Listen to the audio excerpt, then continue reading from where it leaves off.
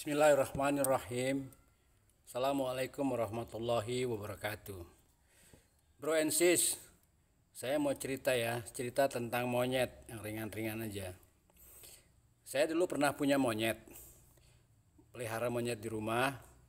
Monyet itu di dalam kandang itu selalu saja lompat sana, lompat sini, cengkram sana, cengkram sini, teriak sana, teriak sini. Itu monyet di rumah. Pada waktu saya ke kebun binatang, saya lihat juga monyet seperti itu. Lompat sana, lompat sini, cengkram sana, cengkram sini, teriak sana, teriak sini. Begitupun pas pergi ke Monkey Forest di Bali, di hutan, monyet juga ternyata seperti itu. Lompat sana, lompat sini, cengkram sana, cengkram sini, dan teriak sana, teriak sini. Jadi ternyata monyet itu seperti itu. Monyet itu selalu lompat sana, lompat sini, cengkram sana, cengkram sini, teriak sana, teriak sini. Karena saya tahu bahwa monyet seperti itu, maka saya tidak akan terganggu dengan sikap monyet seperti itu. Dan karena itu juga, karena saya tahu monyet seperti itu, maka saya tidak akan mau seperti monyet. Karena saya bukan monyet, maka saya tidak akan seperti itu.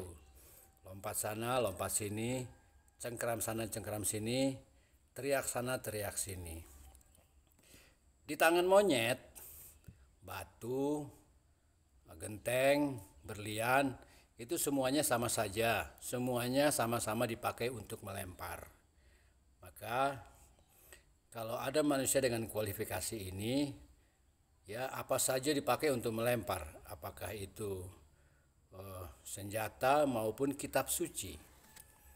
Kitab suci itu ayat-ayatnya, hadis-hadis itu semuanya adalah kita katakan saja berlian. Tapi bagaimanapun kalau berlian itu sebesar ini lalu dipakai untuk melempar, maka ya orang benjol juga, ya kan? Nah, jadi ada tipe manusia yang selalu melempar. Jadi menggunakan sesuatu untuk melukai orang. Misalkan saja ada orang yang memahami dualitas itu dari segi membandingkan. Padahal dualitas itu misalnya kaya miskin, baik buruk, pintar bodoh hanyalah perbedaan. Tidak bisa diperbandingkan karena sudah jelas berbeda.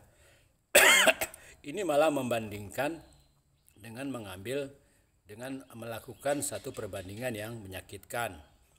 Nah, begitu juga ilmu-ilmu perbandingan umumnya ilmu-ilmu yang kurang kompeten, ya. Perbandingan mazhab, perbandingan agama. Karena untuk membandingkan dua hal yang berbeda, kita pertama-tama mesti mendudukan dua hal itu pada tataran yang sama. Lalu kemudian membuat perbandingan-perbandingan. Anda bayangkan bagaimana kita bisa mendudukan dua hal yang berbeda pada tataran yang sama.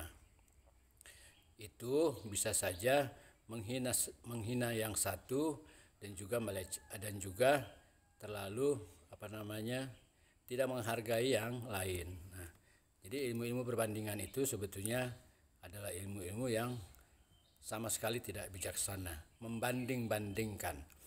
Padahal sebetulnya dualitas itu, ya, kaya miskin itu bukan hanya sesuatu yang bersifat bertolak belakang, tapi itu juga walaupun dia bertentangan dan berlawanan, namun juga bersifat komplementer. Satu sama lain saling terkait, satu sama lain saling bisa mengisi. Misalkan begini, ada orang yang membandingkan orang pintar dengan orang bodoh, lalu melecehkan yang bodoh. Saya ada cerita bahwa gala itu bisa panjang, bisa pendek. Sebagaimana manusia bisa bijak, juga bisa bodoh. Nah, gala yang panjang itu bermanfaat, yang pendek pun ada gunanya. Maka manusia yang bijaksana pun bermanfaat, yang bodoh pun ada gunanya. Kawan, kita lihat ya, ada burung Raja Wali yang terbang membumbung tinggi di langit 70.000 feet di udara. Terbang dengan anggun dengan kecepatan yang luar biasa. Dan kita juga tahu ada seekor pipit yang hanya terbang di pucuk dahan lalu turun sesekali untuk menangkap cacing. Tentu saja wawasan Raja Wali dan Pipit berbeda. Tetapi dengan cara itu, dengan melihat keadaan itu, tidak berarti kita membandingkan antara Raja Wali dan Pipit. Yang perlu harus kita sadari adalah kita tidak perlu iri kepada Raja Wali, tetapi juga sekaligus tidak ada gunanya menghina si Pipit kecil. Nah, seperti itulah kawan. Jadi kualitas-kualitas cara kita berpikir harus memahami dualitas itu dengan cara-cara yang adil, ya, mendudukan sesuatu pada tempatnya.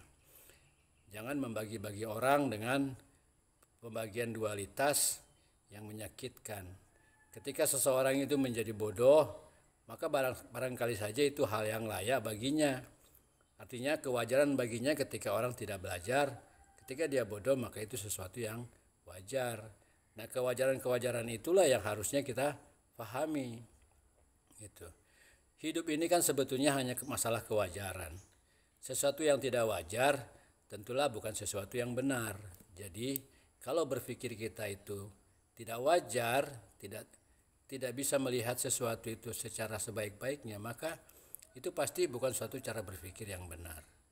Oke kawan, ya, jangan lompat-lompat, jangan cengkeram sana cengkeram sini, dan jangan teriak-teriak. Sebab itu tadi saya bilang adalah sifat-sifat monyet, dan kita tidak usah terganggu dengan siapapun yang lompat-lompat, teriak-teriak, dan cengkeram sana cengkeram sini. Karena kita tahu itu adalah monyet dan kita bukan monyet. Kalau kita bisa mengetahui sifat-sifat sesuatu, maka kita akan terbebaskan olehnya, oleh semua perilakunya. Jangan terganggu, jangan sampai, kata Imam Ali, kesabaranmu, kepandaianmu, kecerdasanmu dikalahkan oleh kebodohan orang lain. Assalamualaikum warahmatullahi wabarakatuh.